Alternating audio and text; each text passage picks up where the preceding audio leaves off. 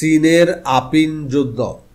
Poppy গাছের কাঁচা ফলের খোসা কাটলে যে সাদা রস পাওয়া যায় তা 24 ঘন্টা রোদে শুকালে পাওয়া যায় আফিম। প্রায় 6000 বছর আগে থেকে মধ্যপ্রাচ্যে আফিমের ব্যবহার শুরু হয়। ব্যথানাশক হিসাবে আফিম ব্যবহারের চিকিৎসাপত্র গ্রিক ও রোমান চিকিৎসকেরা দিতে শুরু করেন যীশুখ্রিস্টের জন্মের অনেক আগে থেকে।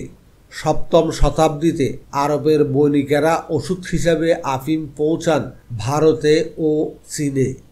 ব্রিটিশেরা ভারতের ক্ষমতায় আসার পর ব্রিটিশ ইস্ট ইন্ডিয়া কোম্পানির কাছে চীনের চা, সিল্ক এবং চীনামাটির বাসনপত্র অত্যন্ত লাভজনক ব্যবসা ছিল, কিন্তু চীনারা কেবল রূপার বিনিময়ে তা বিক্রি করত। এর ফলে ব্রিটেনের প্রচুর রূপা চীনের কাছে চলে যায়। তখন চা ব্রিটেনে খুবই জনপ্রিয়, কিন্তু সে চা কিনতে ব্রিটেনকে রূপা আনতে হতো মেক্সিকো থেকে।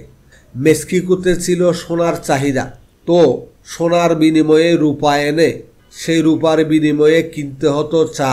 এইভাবে চা কিনে আনায় দুর্বল হয়ে পড়ছিল ব্রিটিশ অর্থনীতি।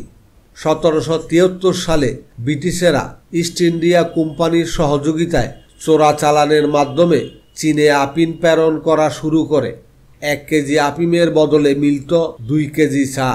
এভাবে আফিম রপ্তানির মাধ্যমে ব্রিটিশরা চীনাদের সামাজিক অবক্ষয়ের চূড়ান্ত পর্যায়ে ঠেলে দেয়।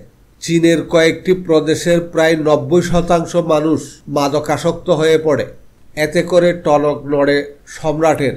এদিকে অতি লাভজনক এই আফিমের ব্যবসা গুটাতে ব্রিটিশরা কিছুতে আগ্রহী ছিল না। ব্রিটিশ ব্যবসায়ীদের আফিম ব্যবসা চীনে বন্ধ করার লক্ষ্যে চীন সরকার 1839 সালে চীনের ক্যান্টন বন্দরে ব্রিটিশ গুদামের সব আফিম বাজেয়াপ্ত করে তাদের 20,000 আফিমের বাক্স বিনষ্ট করে দেয়। ওই সময় কতিপয় ব্রিটিশ নাবিক চীনের এক গ্রামবাসীকে হত্যা করে, কিন্তু ব্রিটিশ সরকার ঘাতকদের চীনের আদালতের কাছে হস্তান্তর করতে অস্বীকৃতি জানায়।